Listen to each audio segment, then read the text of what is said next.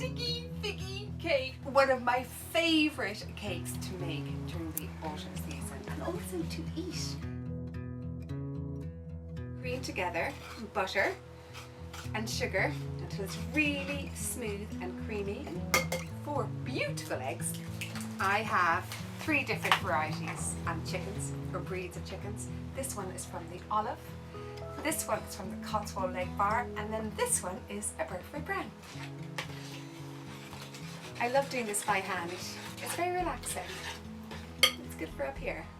So in here is pureed dried dates and also dried figs and some water. Pureed all up together until you get a really thick puree. Mix all that in, and then we got some vanilla. Pop in. Then lastly, sieve in some self-raising flour and also bicarbonate soda. I've got one of these really fun old-fashioned sieves that I love. Pop all those in.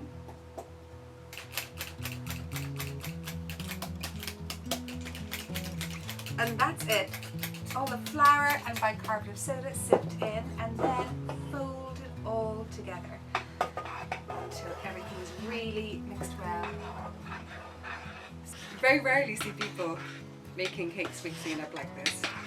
It's lovely. You can really see what's happening to the cake. You can really make sure that everything is well folded and well mixed into each other. So I've got my cake tin, which is prepared, and also some lovely sliced fresh figs that I'm going to layer on top of the cake. So the tin is got parchment paper that's cut out as a circle to cover the base, and then the rest of it is greased. If you can use a non-stick one, all the better. Spring tins, I love them. And then get your fresh figs and place them all around the cake. Doesn't it look pretty already? It's all going to simmer and come out looking like magic.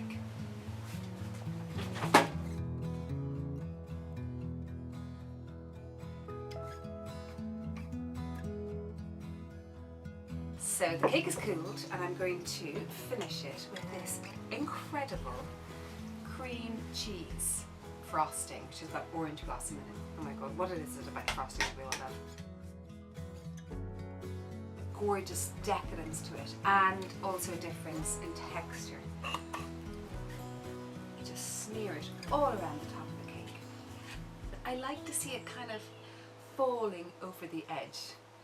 Food has to taste good, but it also is really nice when it looks good. And now for fresh figs. These are really, really ripe.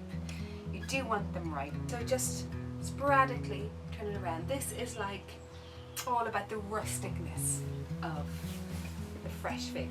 The last bit is honey, and this is our own honey that we make here on our farm at Broadspear.